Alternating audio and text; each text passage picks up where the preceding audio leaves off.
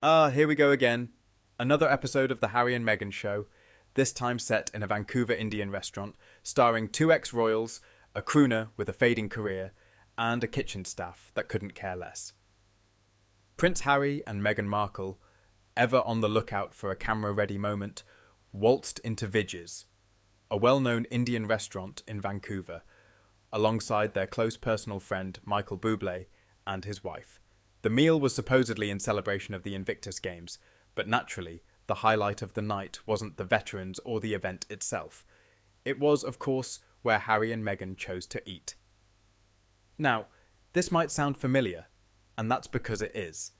This exact dinner scene played out last year, in the same restaurant, likely with the same over-the-top gracious thank yous to the staff and the same photo ops. It's all very spontaneous and unexpected, if you ignore the fact that they've done this before. Vikram Vij, the chef and owner, did his best to play along with the charade. He reported that the Sussexes ate a lot, with Harry tucking into a rack of lamb, while Meghan explored pasta with prawns and coconut milk sauce. Exactly the kind of hard-hitting Invictus coverage the world needed. The real scene stealers weren't the Sussexes, or even Michael Bublé, a man who will apparently do anything for a paycheck these days. But the kitchen staff, whose faces in the photos screamed, "Why are we wasting our time with this?" According to Vikram, Harry and Meghan were gracious and grateful, and even went back to thank the staff. How convenient that a photographer was there to capture every moment of this spontaneous and heartfelt gratitude.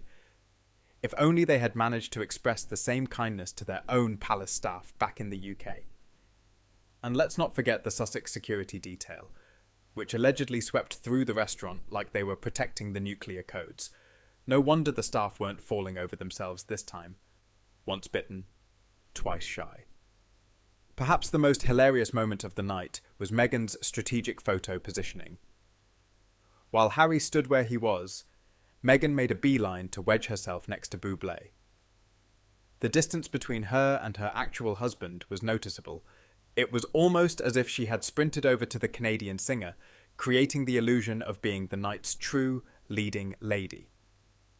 While Harry and Meghan were busy dining in style, one might ask, what about the actual veterans? What were they eating? How were they spending their first night of the games? Well, we wouldn't know, because all headlines revolved around what Harry and Meghan were eating. The Invictus Games, a once noble initiative, has now become a backdrop for their never-ending PR campaign. It's a shame, really. What started as a movement to uplift wounded warriors has turned into a vanity project where veterans are barely visible. And A-list, or in this case B-list, celebrities take centre stage. Of course, the burning question remains, who picked up the tab? Given Harry's well-documented reluctance to open his own wallet, one can only assume this extravagant dinner was covered under yet another one of their non-profits.